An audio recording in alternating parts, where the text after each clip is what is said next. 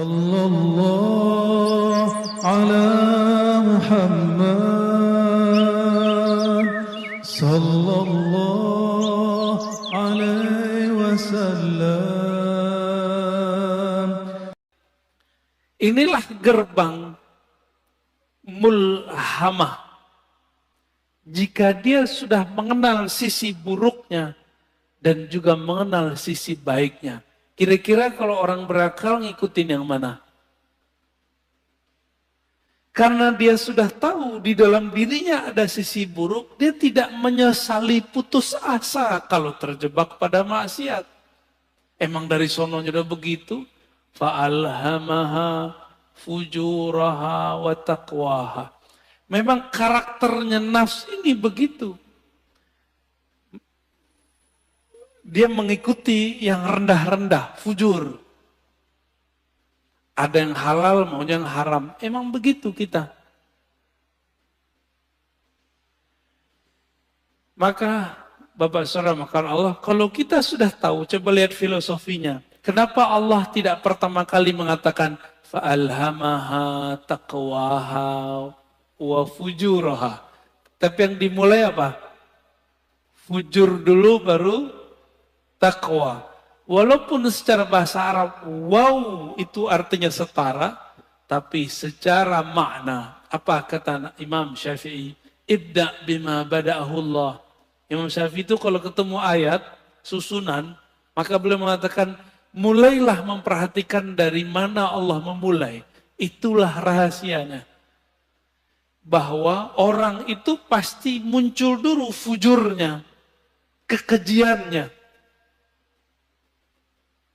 Jangan-jangan saya lebih keji daripada antum kan? Kan nggak tahu juga. Jangan-jangan yang berbicara ini lebih hina daripada yang mendengarkan. Tapi jangan putus asa. Allah itu ngasih tahu bahwa diri kita hina. Kalau kita terjebak, jangan putus asa. Kita punya sisi yang takwa. Disebut tobat. Gitu. Maka orang-orang yang bertobat dari masa lalunya dengan menyalahkan dirinya sendiri, tidak menyalahkan orang lain, lalu mentazkiyah dirinya, membersihkan dirinya, baru kemudian membicarakan yang lain. Orang ini sudah mulai naik ke makom berikutnya, an-nafs al-mutmainnah, jiwa yang tenang. Lalu bagaimana cara supaya jiwa itu bisa dibersihkan? Maka kita katakan, mujahadah itu nama sekolahnya. Kurikulumnya namanya tazkiyatun nafs. Bisa bedain. Tasawuf itu nama kampungnya. Jadi tidak ada namanya tazkiyatun nafs kalau tidak bertasawuf. Nggak akan ada, Pak. Oh ini sudah ada sebelum tasawuf. Iya, tapi itu spiritnya tasawuf. Tazkiyatun nafs itulah yang disebut dengan taubah. Tazkiyatun nafs itu disebut dengan taubat. Dimulai dengan tazkiyah nafs itu dengan cara puasa. Tobat, ya, tobat dari dosa. Jadi kalau kita turunkan tasawuf, mujahadatun nafs, apalagi tazkiyatun nafs, begitu modelnya. Jadi kalau ada orang mengajak kajian tazkiyatun nafs, tapi tidak memulai dengan tasawuf, gimana kurikulumnya? Pasti ada halalnya. Pasti ada kelemahan-kelemahannya. Kayak gitu modelnya. Ya, karena nggak tahu petanya tadi dimulai dari jiwa yang 4. Ammarah, lawamah, mulhamah baru masuk mutmainnah. 4 aja udah cukup dulu sebelum yang 3 yang lain. Jadi taubat itu bukan saja dengan cara mencela maksiat kita. Taubat itu dengan cara tazkiyah. Itu pertama. Lalu tahliyah yang kedua. Apa arti tazkiyah? Membersihkan diri dari yang kotor. Kita kalau mau sholat, tubuh kita kotor. Kita langsung sholat atau mandi dulu? Mandi itu namanya tazkiyatun nafs. Mandinya orang-orang maksiat, tobat. Supaya simbol dan maknanya nyatu, maka ada namanya mandi tobat. Nah, pernahkah kita mandi tobat? Maka mulai pagi ini, coba Bapak sekali sehari niat kalau mandi itu mandi tobat. Mau ngamalin? Ya. Jadi ketika kita mandi, kalau mandi tobat berani nggak pakai celana? Maka pakai kain basahan. Kecuali antum bukan mandi tobat. Pakai kain basahan atau pakai celana kita mandi. Cara mandinya gimana? Mulai dari wudhu. Lamain di kaki, siram kaki kita dulu. Udah siram kaki, mulai pundak. Baru kepala. Niatkan, ya Rob, ampuni dosaku. Jadikan dosaku hanyut seperti hanyutnya daki-daki di badanku dengan air ini. Dalam hati kita ngomong. Itu cara mandi tobat. Dulu mandi tobatnya cuma diajarkan di surau-surau, zawiyah-zawiyah. Ini sekarang kita bagiin aja lah. Ya. Lama amat antum mau jadi orang bener. Kita juga lama menjadi orang bener. Dulu harus ngaji dulu. Nah, sama-sama belajar bener kita. Ya. Mau ngamalin ya. Sama-sama kita amalkan. Mandi tobat. Bid'ah itu Ustaz. Ya. Makan aja tuh bid'ah itu. Ini udah diamalkan banyak ulama. Dari mana dalil mandi tobat? Teman-teman, orang masuk Islam mandi nggak? Dianjurkan mandi nggak? Bener. Maka ada mandi dari kafir masuk Islam. Dari situ ulama kita ngambil. Kita sudah Islam.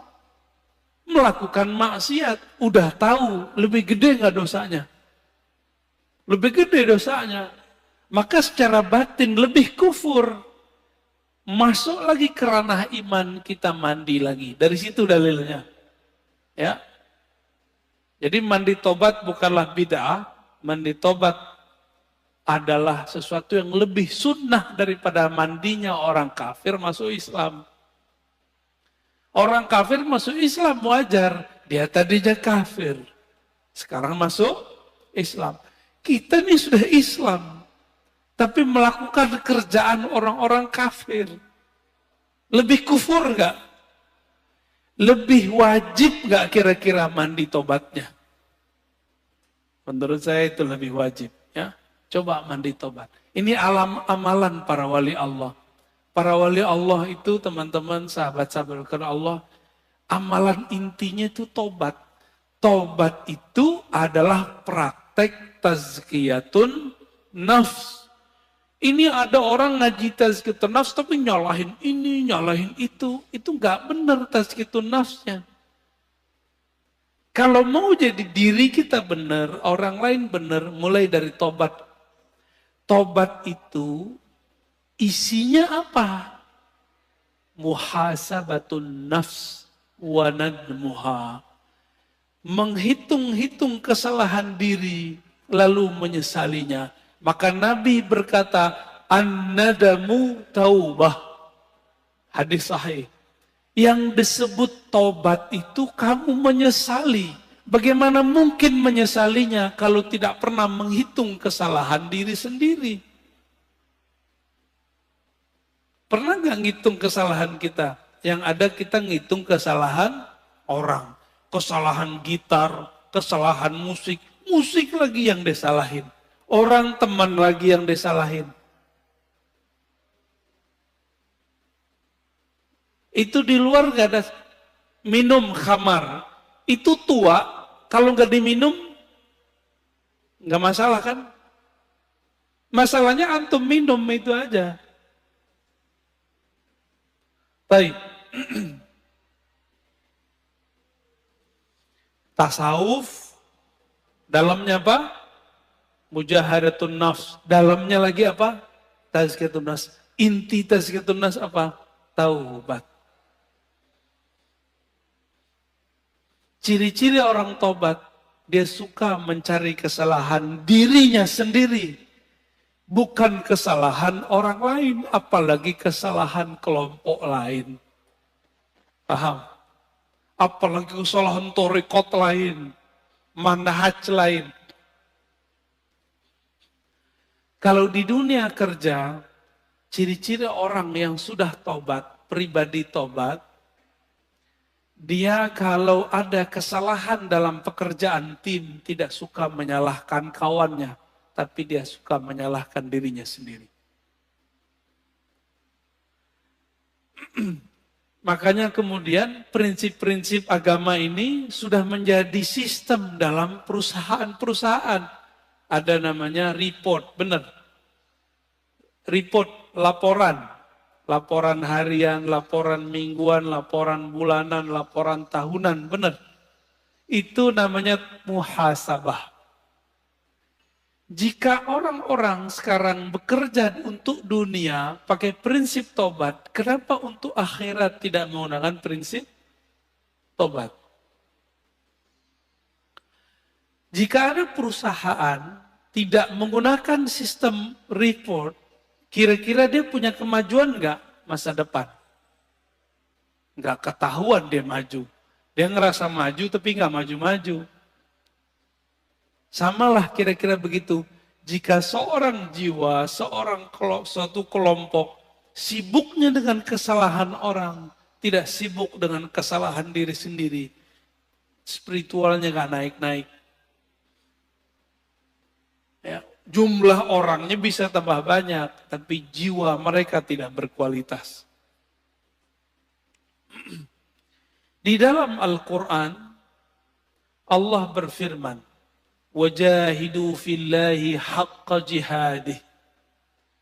Dan berjihadlah, bermujahadalah. Ya. Jahidu artinya bermujahadahlah. Fillah. Jadi ada dua. Jihad itu fi sabilillah. Sedangkan mujahadah fillah. Bisa bedain? Jihad di jalan Allah.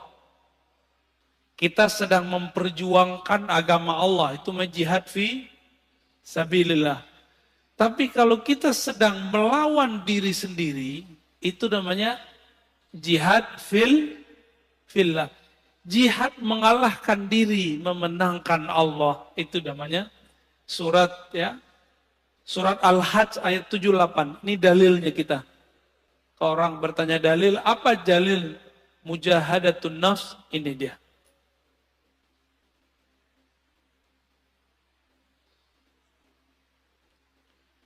Dan dalam surah Al-Ankabut ayat 69 Allah berfirman, "Walladzina jahadu fina lanahdiyannahum subulana." Orang-orang yang bermujahadah, yang bersungguh-sungguh melawan dirinya untuk mendapatkan ridho kami.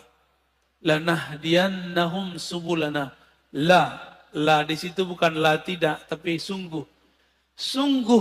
Sungguh ada nun taukid di belakangnya. Sungguh aku akan bukakan jalanku. Akan tunjukkan subulana. Maka teman-teman, jalannya mujahadah itu banyak. Kalimatnya di sini subul. Apa arti subul? Jamak dari sabil. Subul, sabil artinya tariqah. Subul sama dengan turuk. Artinya jalan-jalan. Banyak jalan. Berarti jalan untuk memperbaiki diri itu lebih dari satu. Tidak hanya satu thariqah. Bisa banyak thariqah. Tidak hanya satu manhaj, tapi banyak manhaj.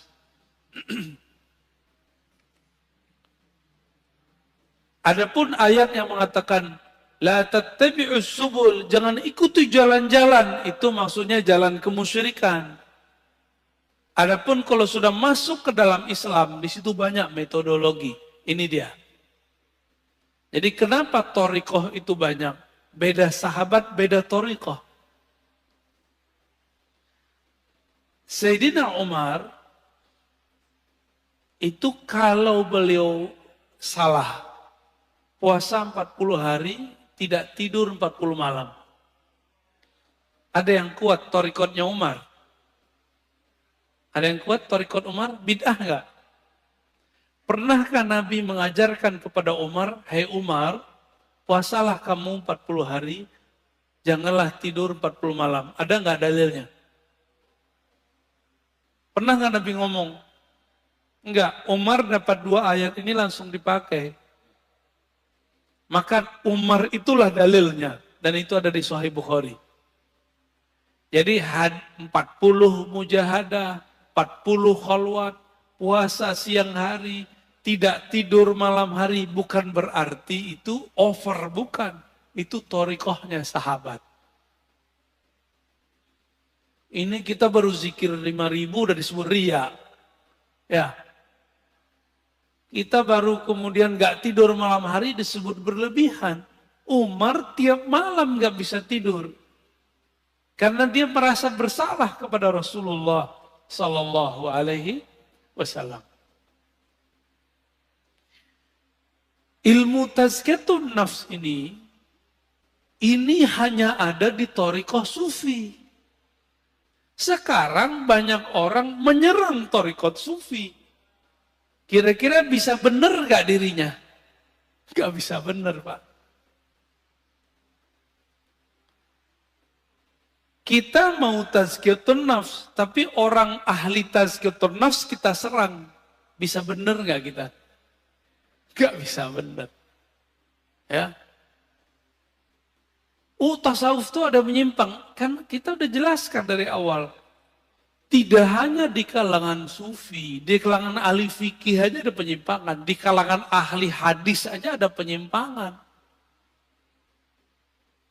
Apalagi di kalangan sufi. Lalu gimana supaya tidak menyimpang? Maka ilmu itu mesti bersanad kepada ahlinya. Selesai masalah sebenarnya. Bolak-balik situ aja, Pak. Ya. Ini perintah bukan? Wajahidu fillahi haqqa jihadih. Surat Al-Hajj 78. Bermujahadahlah kamu melawan dirimu untuk menemukan Allah. Dengan haqqa jihadih. Dengan perjuangan yang sebenar-benarnya. Ini wajib bukan? Ini bukan sunat, Pak. Maka bertasawuf itu wajib atau sunat? Tidak ada tasawuf tanpa mujahadah. Tidak ada mujahadah tanpa tazkiyatun nafs. Itu namanya tasawuf. Berarti tasawuf wajib atau bukan? Wajib gak? Jadi jangan ngomong lagi tasawuf itu sunat. Bertasawuf itu wajib. Dalilnya ini ayatnya. Ma la yutimmul wajib illa bihi fahuwa wajib. Sesuatu kewajiban ya nggak bisa kita capai kecuali dengan satu metode atau sekian metode. Maka metode ini wajib ditempuh, wajib dipilih. Ini yang disebut dengan subulana, jalan-jalan kami. Ya, sudah mulai paham? Tapi biasa, mungkinkah Allah membiarkan jalan suci ini aman? Gak mungkin. Maka Allah titipkanlah ya, ujian bagi orang-orang yang sedang bermujahadah di jalan tasawuf supaya mereka meragukan tasawuf. Ragunya lewat ustadz juga karena ustadznya ngomong pakai dalil juga bahwa tasawuf itu bid'ah, tasawuf itu dari Buddha, tasawuf itu dari Brahmana, tasawuf itu dari Kristen. Yang ngomong begitu kan orientalis. Giliran orientalis ngomong, ente percaya. Giliran kita yang muslim ngomong, ente nggak percaya. Yang paling lucu, musim maulid ini mau maulid. Ya? Benar mau maulid. Yang bilang maulid pertama kali dibuat orang Syiah kan orang Syiah. Salafi mengkafirkan Syiah. Tapi giliran informasi tentang maulid ini mereka ambil. Mereka percaya kepada orang kafir bahwa maulid ini dari Syiah. Padahal kita Ahlus Sunnah itu juga punya data sendiri. Bahwa maulid itu bukan dari Syiah. Bukan dari Yesus. Ini yang paling lucu. Selevel Syekh Saleh Fauzan, Imam Salafi sekarang di Saudi, itu menganggap maulid Nabi itu sama dengan memperingati kelahiran Yesus. Nyambung nggak? Ada nggak antum yang memahami maulid Rasul Sallallahu Alaihi Wasallam itu sama dengan kelahiran Tuhan? Ada nggak? Nggak ada kita yang begitu. Itu ilmu namanya ilmu su'uzon. Jadi manhaj mereka itu kita ganti istilahnya. Manhaj su'uzoniyah. Ya. Bukan manhaj salafiyah. Su'uzon tiap tahun dijawab, nggak aja puas. Tahun lalu kita udah bales. Ini mau mulai lagi nih. Siap-siap ntar ya, bulan maulid. Ini so far Ustaz ya. Oh bulan maulid terame lagi. Jangan antum kira kita jawab sekarang, nanti mereka adem lagi, enggak. Tahun depan lebih gawat lagi. Tahun berikutnya lebih gawat lagi. Apa kata Syekh Saleh Fauzan? Aneh masih mending bilang dia Syekh ya. Mereka udah enggak bilang kita Ustadz, Buya, Kiai. Enggak masalah. Kita enggak mau dianggap sama mereka. Kita mau dinilai oleh Allah Subhanahu wa Ta'ala. Apa kata dia? Ini tasyabbuh dengan orang-orang Masihi, orang Kristiani. Kalau tasyabbuh menyerupai orang Kristen itu dalam akidah kita kan kafir. Kafir dong pelaku maulid. Maka kalau baca ayat Qul ya ayyuhal kafirun itu isinya orang-orang maulid ya. Nauzubillah min dzalik. Membawa ayat suka-suka. Dan kebetulan, kebenaran, pelaku maulid kebanyakan orang-orang tarekat sufi. Orang Betawi itu dulu gurunya sufi Pak. Makanya di kampung-kampung Betawi nggak ada namanya bulan sari bulan maulid sama Ramadan dua aja. Tiap bulan ada maulid, bener nggak? Tiap bulan ada barzanjian. Tiap bulan ada dibaan, tiap bulan baca Syaraful Anam. Karena setiap hari Senin mereka mengingat ada kelahiran Nabi Sallallahu Alaihi Wasallam. Dianggap itu Syiah. Ya. Allahumma sholli ala Muhammad.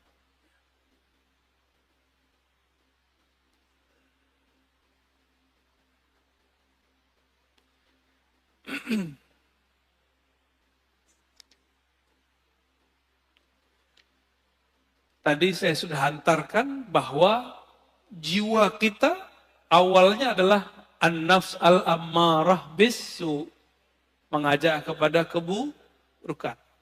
Tapi karakter jiwa qabiliyatun litaghyir. Jiwa ini bisa dilatih. Allah tadi melatih jiwa pakai apa? Pakai puasa, benar. Maka coba antum latih jiwanya dengan puasa. Masalahnya, orang kayak kita ini mau coba latih diri sendiri, sukses nggak? Antum mau coba-coba latihan sendiri, sukses nggak? Orang mau nulis aja harus ada gurunya. Hebat amat antum ketika mau melatih diri sendiri, tapi tidak punya guru. Siapa kita?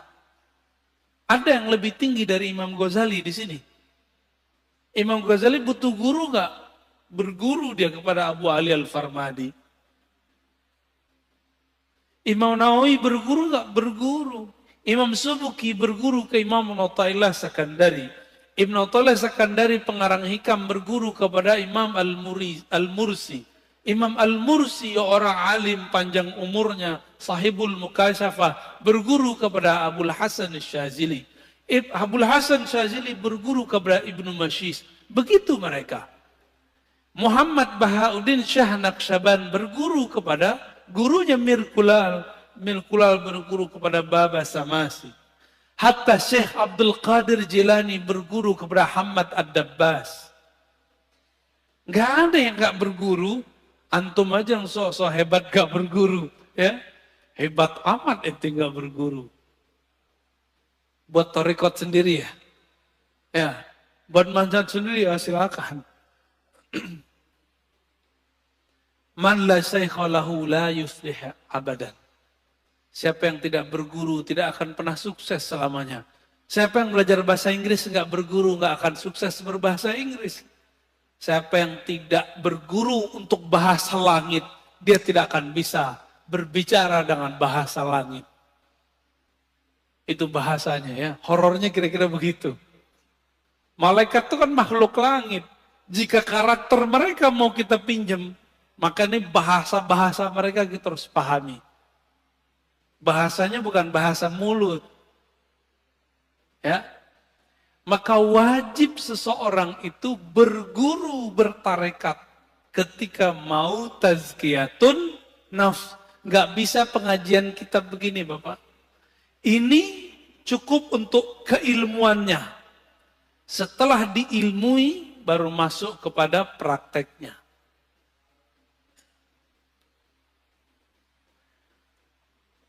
Beda orang, beda masalah. Ada sahabat Nabi datang mengatakan, "Ausini ya Rasulullah." Wahai Rasulullah, tolong ajarkan aku. Apa kata Nabi? La taghdab, jangan marah. Wahai Rasulullah, aku pengen yang lebih. Apa kata Nabi? Jangan marah. Sampai 3 kali. Falakal jannah, pasti masuk surga. Datang orang lain, bertanya, wahai Rasulullah, apa amalan terbaik? Nabi menjawab, it'amut ta'am, kamu memberi makan. Datang orang yang lain, wahai Rasulullah, apa aman paling tinggi? Nabi mengatakan, al-imanu billah, percaya kepada Allah. Berarti beda orang, beda cara. Inilah dalil kenapa thariqah itu banyak. Paham? Ustadz saya pusing, kenapa di sono ada Tijaniyah, di sono ada Idrisiyah, di sono ada Naqsyabandiyah, di sono ada Samaniyah, di sono ada Syadziliyah, di sana ada Qadiriyah. Kenapa? Memang dari nabinya sudah begitu.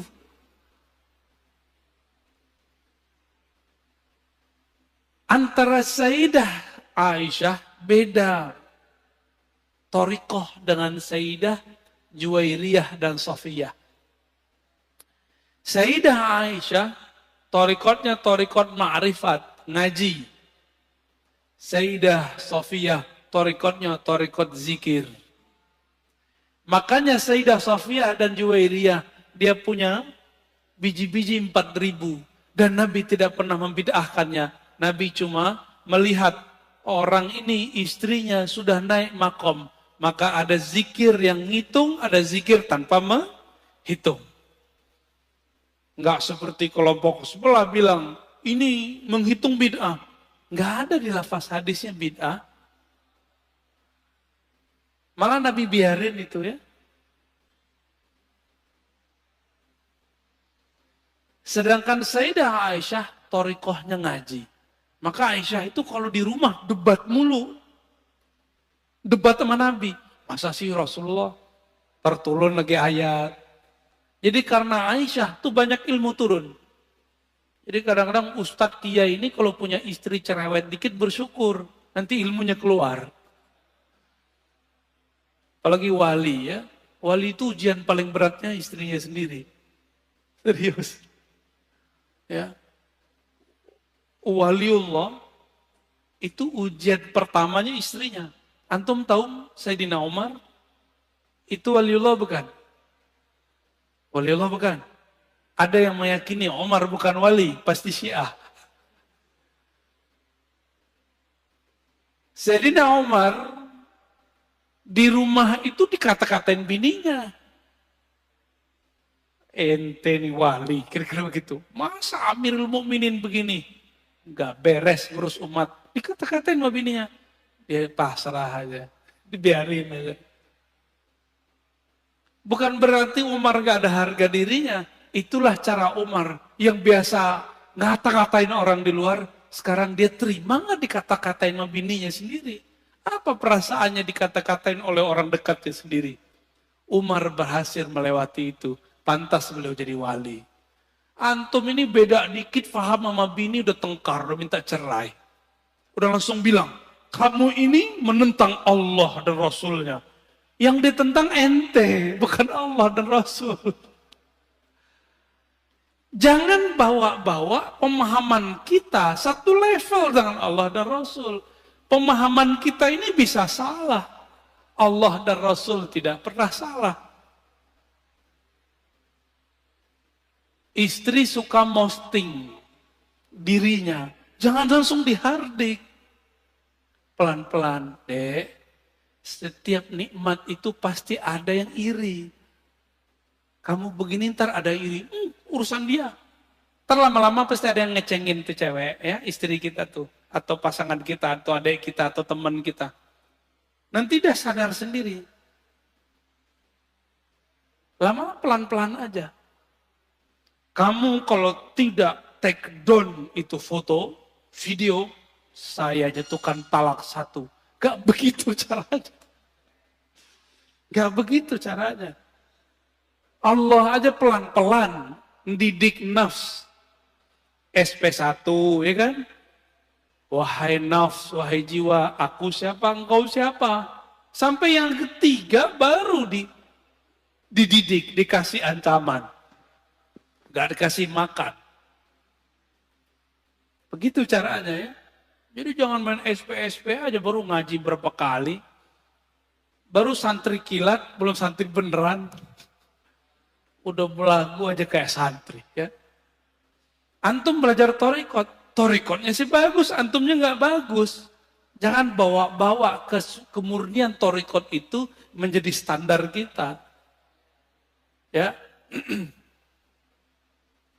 Man zayyana zahirahu bil mujahadah, hassanallahu sarairahu bil musyahadah. Guru Imam Abul Qasim Al-Kushairi, namanya Abu Ali Ad-Daqqaq. Abul Qasim Kushairi ini punya murid Abu Ali Al-Farmadi. Abu Ali Al-Farmadi punya murid namanya Ghazali. Dan Yusuf Al-Hamadani. Yusuf Al-Hamadani umurnya panjang, ilmunya sama dengan Ghazali. Yusuf Al-Hamadani punya murid namanya Imam Abdul Khaliq Wujudawani, melahirkan nanti Thariqat Naqsyabandiyah di Uzbek. Di Baghdad dia punya murid Abdul Qadir Jilani. Muridnya mendirikan Thariqat Al-Qadiriyah. Makanya Qadiriyah Naqsyabandiyah ini gak boleh tengkar, Pak. Ini saudaraan. Karena syekhnya ke atas ketemu. Ya. Kakek gurunya namanya Abu Ali Ad-Daqqaq menurunkan sebuah rahasia. Kenapa kita mesti mujahadah? Man zayyana zahirahu bil mujahadah. Siapa yang menghiasi dirinya, menyibukkan dirinya yang zahir. Yang zahir ini puasa, banyak rukuk sujud, banyak tobat, banyak menempa diri jiwanya. Maka Allah akan sempurnakan, indahkan sirnya.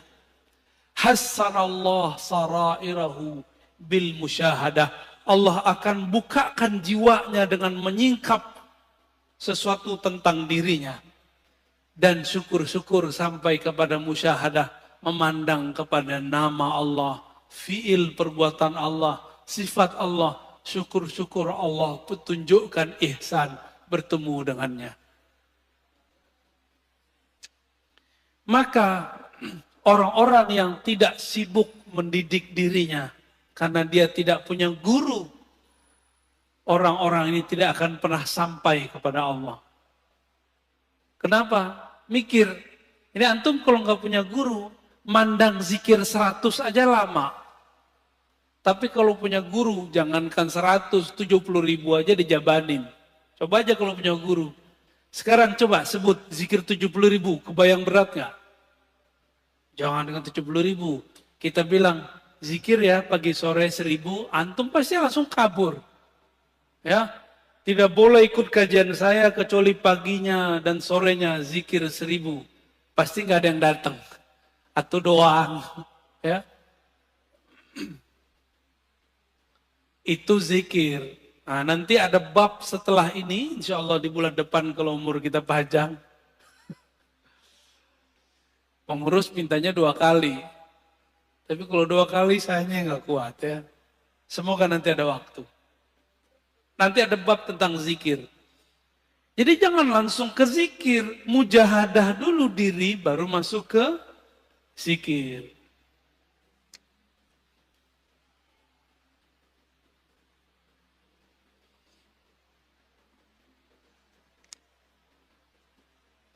Semua ulama ahlullah sepakat. Jalan menujunya dimulai dengan mujahadatun nafs. Melawan diri sendiri. Tadi udah paham? Di dalam mujahadah ada apa? Tazkiyatun nafs. Dalam tazkiyatun nafs ada apa? Taubat. Maka at-taubah bidayatut tariq ilallah. Taubat itu spirit dari tazkiyatun nafs adalah awal dari membuka jalan menuju Allah. Siapa yang tidak mulai dari jalan ini, maka dia tidak akan sampai kepada Allah. Mata tolong hati-hati hijrah. Hijrahlah fikrah dengan pemahaman yang benar. Hijrahlah mazhab dengan mazhab yang sahih. Hijrahlah thariqah. Dari thariqah nyalahin orang, serang nyalahin diri sendiri. Dari thariqah memandang aib orang, memandang aib diri sendiri. Disebutkan di kitab ini bagian terakhir yang mau kita katakan. Orang yang di dalam dirinya masih ada aib, pasti memandang orang lain dengan aib. Ini rumus. Man kana fi nafsihi aibun yara fi ghairihi aiban. Siapa yang melihat dirinya, yang tidak melihat dirinya punya aib, yang tidak sadar ada kesalahan dalam dirinya, pasti dia akan menyalahkan yang lain. Maka saya ini banyak aib, makanya saya masih sering nyerang-nyerang kelompok sebelah ya. Tapi kita, kenapa nyerang kelompok sebelah? Karena kita diserang bertubi-tubi setiap hari, setiap saat. Maka ini wajib hukumnya, karena hukumnya difa'un nafs, memperjuangkan pemahaman kita yang kita terima dari masyayikh yang bersanad kepada Rasulullah. Insya Allah bukanlah aib. Menurut antum, aneh ketika Rod mengkritisi kelompok sebelah yang mengkafir-kafirkan pelaku tawassul, yang membid'ahkan amalan kita, menurut antum itu sibuk dengan aib orang atau gimana? Enggak, saya tidak meniatkan itu. Saya ketika menanggapi kelompok yang menyalah-nyalahkan ulama kita, saya meniatkan untuk memperkuatkan diri kita dan jamaah kita. Ya, bukan mau cari-cari lawan. Mereka yang cari lawan.